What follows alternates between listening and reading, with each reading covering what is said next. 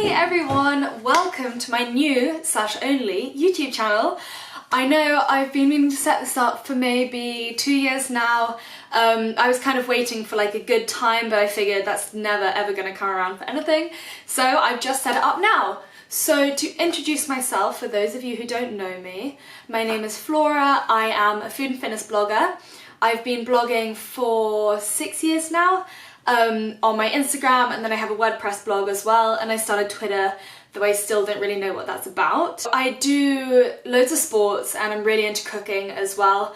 I am vegetarian, plant-based, and I train in like boxing and HIIT and do weights, and I love running and various other things. I bought this tripod to put this camera on and I haven't figured out how to use it yet, so I'm sorry that previously my head was cut off. But I've asked you guys to send me in some questions on Twitter and Instagram, and I'm just going to go through them now. Hopefully we'll answer some of your most important questions, and you can get to know me a little bit better. So I'm just going to be reading them off my phone because it was sent them through, and yeah, hopefully I can answer some important questions. How did you get into fitness? So I started my fitness journey when I was around 14, 15. I was never really into fitness shortly before that in my early teenage years, though when I was younger I was very much into gymnastics and ballet.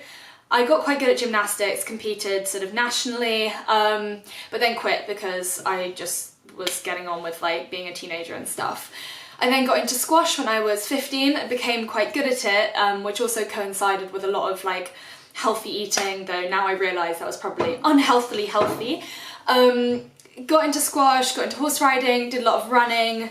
I then started to hate running, but have learnt to absolutely love it again. Turns out when you don't like exhaust yourself every single day, things become a lot more enjoyable. So yeah, I got into it then, and then I took a year out, and without having someone to like train me every single day, I just decided to kind of start weight training. I did the Kayla Etsina's BBG.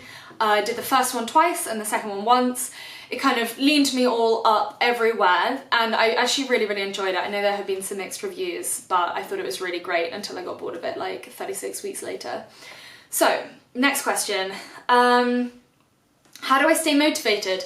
Loads of people have asked me this question, and I do realise it's an issue. Obviously I'm not perfect and I don't train like every single day, and there are some days when I'm supposed to be training where I'm like, I really can't be bothered, so I don't do it. But I generally train when I'm supposed to train. I train maybe 5 times a week. I've written a little blog post about it that I'll put in the bio below. So I keep motivated basically because I know that I enjoy what I do, so I don't feel the need to kind of take time off when I don't really need it. And also I know that I'm going to feel so much better after a workout. It kind of, I think it's partly about building habits, and building the habits is about realising how good it makes you feel. So that's what I did initially. I'm also quite competitive, so having like a little competitive element to it, like I did when I first started with squash, really helped me kind of go back again and again and again, get better. Then I was better at beating people, which is obviously super important to me. And now it's just habit. Like, I know that I want to go after work, and so I do. And I've written about that quite a lot on my blog. So, next question. How do I fit it around work / uni? So, well, firstly, I graduated last summer when I was 22. I'm still 22, but I am now working in the real world. And so I've kind of had my blog and my fitness Instagram throughout AS levels, A levels, my gap year, first, second and third year of unis and my finals. So I kind of know how to balance it around all of that. And it's, like I said, it's just kind of become a habit for me to go to the gym and keep fit alongside like all my other work. So yeah, I guess, again, just habit and finding time, prioritizing it, because if you don't prioritize it, like, it's never going to happen. There's not enough time to do everything in your life, so you really need to prioritise the things that are important to you. And for me, that is keeping fit, it's keeping mentally healthy as well. I know that if I don't train enough, then I start to feel sluggish, I feel lethargic, I can't focus as much as I would like to, and so I just think, you know, I just need to get training, and I do, and I feel so much better, and I just remember, like, next time I'm losing motivation, I just think back to the last time that I trained and how much better I felt after that, and then it makes it so much easier to go to the gym. Next question. How do you motivate yourself? Well, already been to that. Discourage laziness. So I don't think laziness is necessarily a bad thing. It's obviously the body's way of saying like we need a break. Whether that's physical or mental is a totally different thing, because you can be physically exhausted, but I think that's actually a lot rarer than people think. You can be physically exhausted, or you can be mentally exhausted, or you can be emotionally exhausted. And quite often I think people get confused between the latter two and the former. So if you are emotionally exhausted, actually sometimes going to the gym can be the best thing for you, because you kind of take your mind off whatever you're kind of thinking about, whatever's taking up your brain space. Like, you want to stop thinking about that, get to the gym, get in a really good workout, and you start to feel like actually, even if you've not sorted that problem, it's not taking up everything in your mind. So yeah, I don't think that's necessarily laziness, but you just got to realise that, you know, training is going to help that kind of tiredness. Whereas when you are tired because you're ill, don't train. Like, definitely not cardio. Maybe if you want to do a little bit of a stretching or mobility session, that can actually help you, but you know, don't force yourself to do too much. Next question. Keeping energy levels high. Work and get up early. Yeah, so I'm not a morning person. It's actually like, it's weird because it seems that everyone on Instagram thinks that I'm a morning person, and all of my school friends think that I'm so not a morning person. So it's a little bit of both. I'm not really a morning person. Like, I don't choose to do things at like 6 in the morning. However, I do feel that getting things out of the way in the morning is one of the best things actually you can do, especially if you lack motivation later in the day after like a long day of work. I've written on my blog loads about the importance of sleep.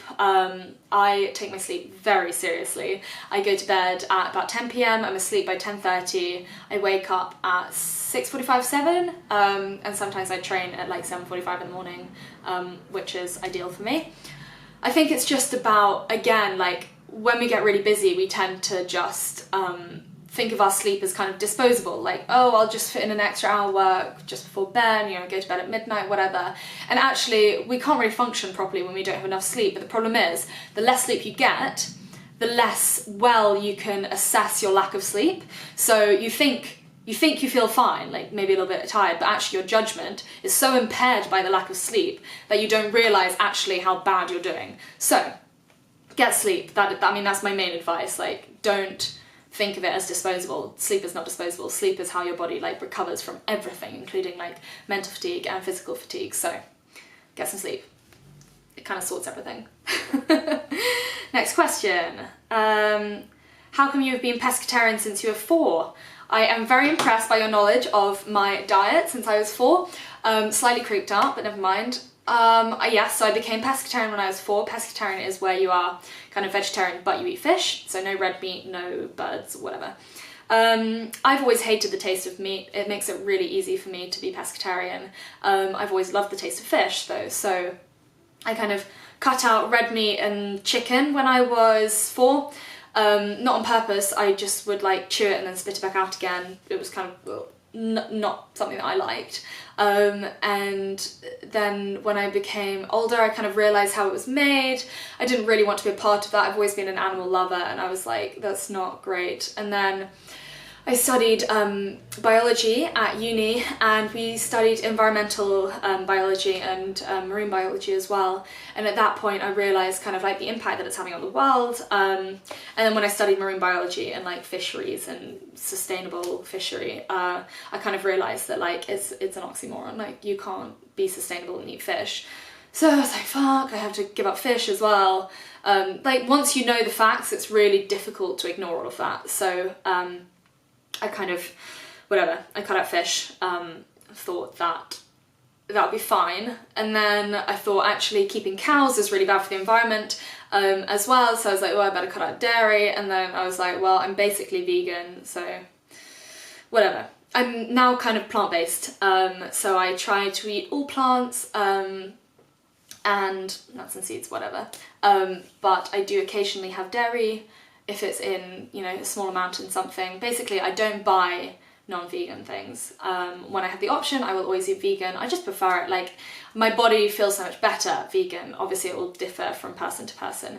So, but when, you know, if I go to a dinner party, for example, and someone's cooking for me, I will just say that I'm vegetarian and try to have most of the vegan stuff, but if there's a little bit of butter on something, like, I don't want to make it too difficult for other people. And I also think it's important not to force your views on other people. So, you know, I'd like to show people that actually it can be easy to eat less meat, less dairy products, etc, etc, and not be kind of, whatever, vegan Nazi, or whatever people call it.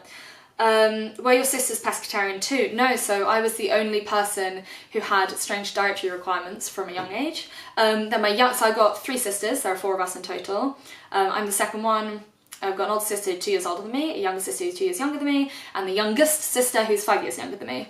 The youngest one, Violet, went pescatarian when she was maybe 10 or so, she was next. And then Alice, my older sister, went vegetarian like 2 years ago now, and they used to be avid meat eaters, like steak every weekend, etc, etc. And then Grace went vegan, and then Violet went vegan, and I'm plant-based, and Alice is still vegetarian. Yeah, so it's kind of all of us, but it's actually quite nice to have that big of a change, because everyone was like steak and cream, not together obviously, every weekend or every day or whatever, and now it's kind of like, let's eat plants, yay. How many days a week do you work out? Already been into this. I work out basically 5 hours a week, so 5 days a week.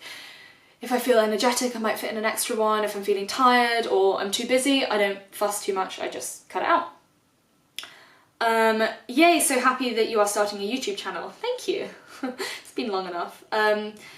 Tell me a bit about your degree and if/how it relates to what you're currently doing. So yeah, I studied biology at university, as I've already said. I went to Bristol University, which is in the west of the country, southwest. I now work in science, media and PR, and I just got given a part-time job there, so I'll be able to do more of this YouTube thing. So hopefully it won't be a flop. And yes, it is related to my degree. It's kind of medical, it's basically women's health, so it's kind of a cross between my Instagram and my degree, which is great. How do you get into fitness? Already done. A little bit about your fitness journey, kind of already done. How do you stay motivated? Already done. How do you fit it in around the work/uni? Already done. And I'll probably do some more like extensive videos, God forbid, about those sorts of things in the future. I hope you enjoyed.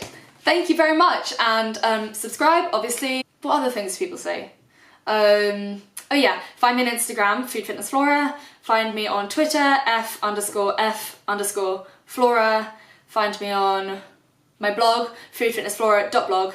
And yeah, subscribe. Thank you, bye.